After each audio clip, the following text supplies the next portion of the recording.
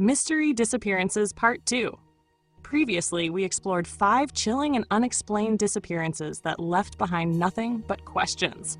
From Travis Walton's alleged UFO abduction to the mysterious death of Zygmunt Adamski, each story was haunting, strange, and deeply unsettling. But those were just the beginning. In this episode, we continue our journey into the unknown, with 5 more real-life mysteries.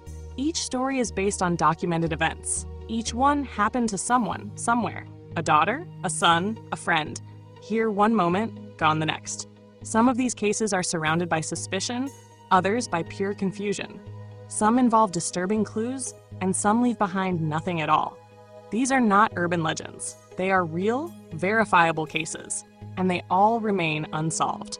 This is part 2 of our ongoing series, Mystery Disappearances. 1. The disappearance of Maura Murray, vanished on a snowy road, USA, 2004. February 9th, 2004. A cold, icy night in Haverhill, New Hampshire.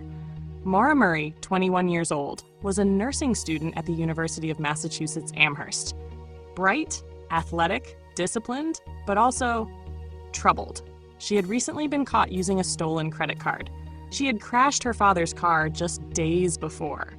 And now, she seemed to be running away from something, or towards something no one else could see. That Monday, she emailed her professors, told them there had been a death in the family. It wasn't true. She packed her belongings, withdrew almost $300 from the ATM, and bought alcohol, vodka, wine, and a cocktail mix. At around 4:30 p.m., she left campus and drove north toward the White Mountains. Her destination? Unknown. Her purpose? A mystery. At approximately 7:25 p.m., Maura's black Saturn slid off a rural road and into a snowbank. A resident nearby heard the crash and called 911. Another neighbor, a school bus driver named Butch Atwood, stopped to offer help. He described Maura as calm but shivering. She refused assistance, saying she had already called for help. That was a lie. There was no cell service in the area. 10 minutes later, when the police arrived, Maura was gone. Her car was still running. The windshield was cracked. Inside were her schoolbooks, her clothes, her packed belongings. The driver's side door was locked. Her cell phone and wallet were missing. But there were no footprints in the snow, no sign of struggle, and no evidence of where she had gone. Police launched a search that night, but it took 2 days for an official investigation to begin. By then, whatever trail had existed was gone. Some say she walked into the woods and froze to death. Others believe she was abducted. Still others think Maura staged her own disappearance to start a new life. Her family never gave up. Her father, Fred Murray, became a tireless advocate, pushing for answers. Independent sleuths flooded internet forums. Her story became the focus of books, documentaries, and podcasts. But in the end, one truth remains. Maura Murray was never found. Not a single confirmed sighting. Not a single confirmed clue. She simply vanished on a cold, dark road just minutes before help arrived. 2. The disappearance of Brandon Swanson. A Call into the Darkness. USA, 2008. May 14th, 2008. It's shortly after midnight in Marshall, Minnesota. Brandon Swanson, 19 years old, was driving home from a college celebration. He had completed his first year of classes and was saying goodbye to friends. Around 1:15 a.m., while taking back roads to get home, he accidentally drove his car into a shallow ditch. He wasn't injured, he wasn't drunk, and he had a plan. He called his parents and explained what had happened. He said he thought he was near the town of Lynn. His father got in the car to come pick him up. Brandon said he would walk toward some lights he saw in the distance, likely from a nearby town, and they would meet halfway. They stayed on the phone the entire time, 47 minutes. His father described the call as calm, until it wasn't. Suddenly, Brandon exclaimed, "Oh, shit!" and the line went dead. His parents tried calling back, again and again. No answer. They searched until dawn. The next morning, police found Brandon's car, but it wasn't anywhere near Lind. It was actually 20 miles away from where he said he was. Tracking dogs were brought in. They followed his scent through fields, down gravel roads, along fences, and to the edge of the Yellow Medicine River, and then nothing. The river was searched by divers and sonar. No body, no clothing, no phone, no backpack, nothing.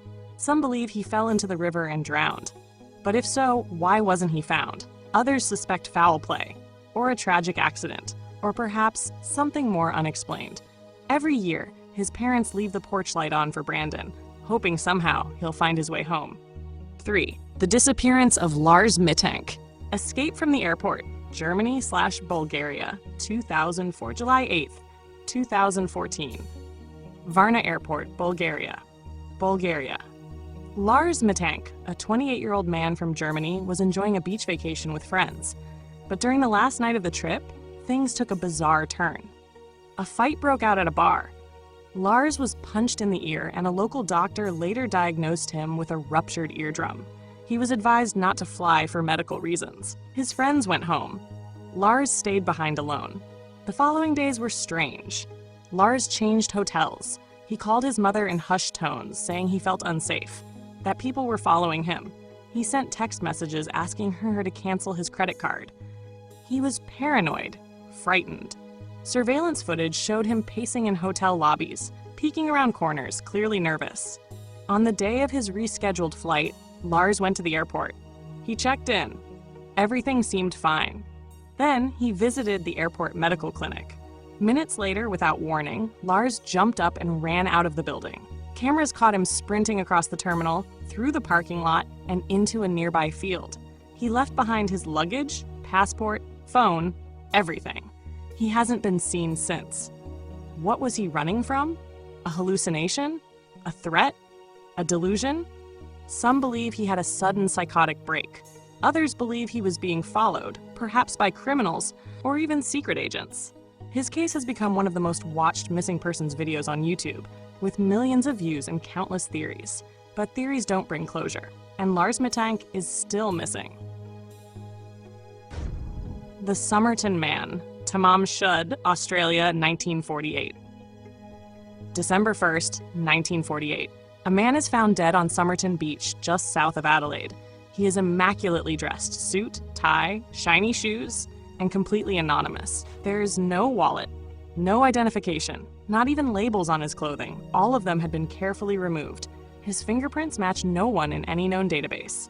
There is no visible injury, no blood, no signs of poisoning, and yet he is clearly dead.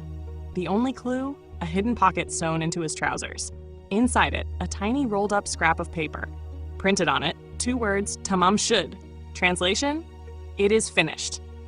The phrase is traced to a rare edition of the Rubaiyat of Omar Khayyam, a book of Persian poetry. That exact copy of the book is found in an unlocked car a few blocks from the beach. Inside the book, more mysteries. A strange code written in faint pencil. Random strings of letters, 5 lines. No one has cracked the code. Over the decades, theories have flourished.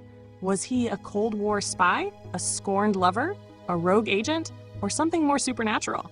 In 2022, scientists used DNA extracted from hair strands to identify the man as Carl Webb, an engineer and instrument maker from Melbourne. But that only deepens the mystery. Why did he abandon his life? Why did he go to Adelaide? And what, exactly, had finished for him?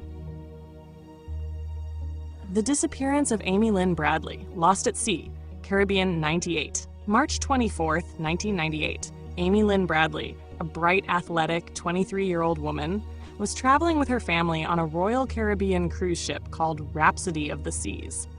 The night before she disappeared, she'd been dancing with the ship's band. Around 5:30 a.m., her father woke up and saw her sitting on the balcony of their cabin.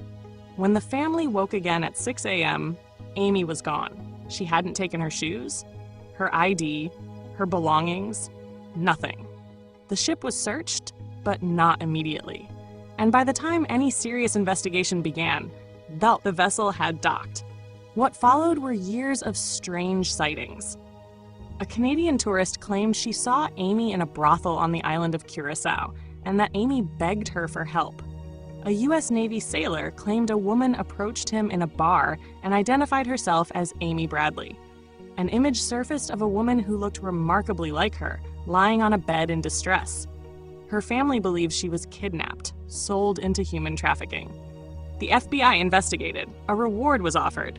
Private investigators searched islands and ports. Nothing. No confirmation. No closure. No answers. To this day, Amy's parents continue to hope. They've never declared her dead, and her case remains one of the most disturbing and well-known disappearances at sea. Outrow. 5 more people.